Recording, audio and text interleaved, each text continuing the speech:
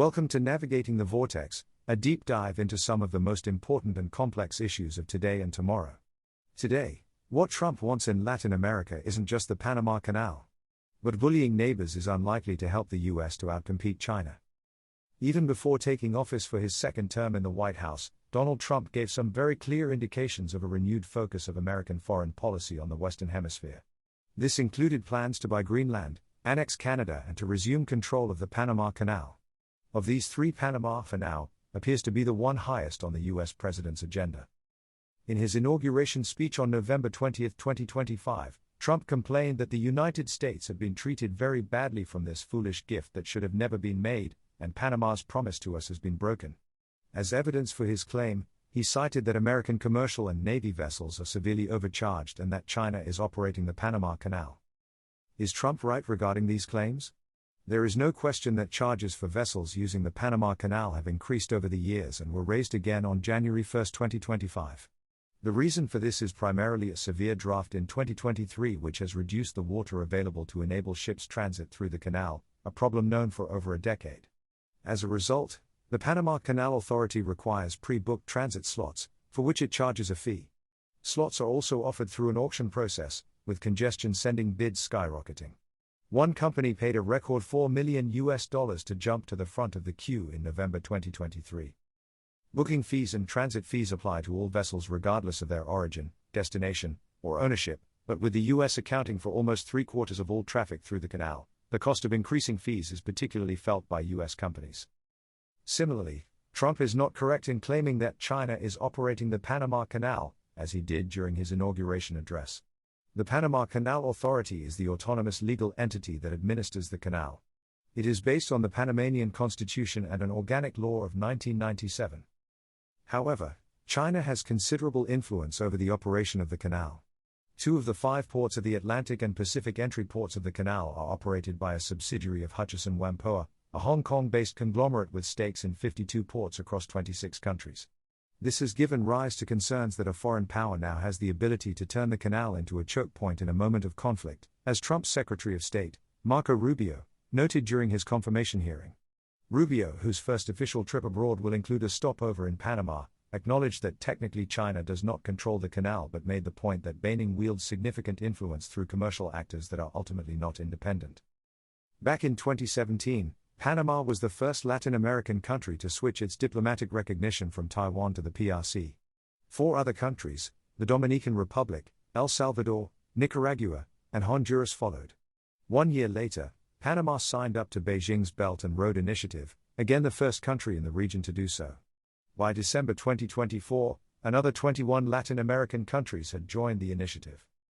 Among China's signature infrastructure projects in the region is a deep-sea port in Peru, operated by COSCO Shipping Ports, another Chinese logistics giant with stakes in 38 ports globally. But China has not only increased its economic footprint in Latin America but also expanded into even more sensitive areas such as law enforcement and 5G technology. The claims regarding the Panama Canal may be dubious, and Trump would certainly be on shaky legal grounds if he were to attempt to take back the Panama Canal. After all, handover to Panama is based on a bilateral agreement, the 1977 Torrijos-Carter Treaty, and further backed up by an accompanying neutrality arrangement. But as a shorthand for a more assertive Latin America policy, the way in which Trump talks about Panama is an indication of how U.S. foreign policy towards the region is likely to evolve. Trump's America First doctrine will feature a return to an earlier version of the so-called Monroe Doctrine and its Roosevelt corollary, named, respectively, after the 5th and 26th U.S. presidents, which established the Americas as a sphere of influence for the United States and justified American intervention to prevent other powers from gaining a foothold in the Western Hemisphere. Although the policy of intervention was replaced in the early 1930s by the Good Neighbor policy, it was never completely abandoned and resurfaced in the U.S. interventions in Grenada in 1983 and Panama in 1989. Unsurprisingly, countries in the region have reacted with alarm to Trump's posturing.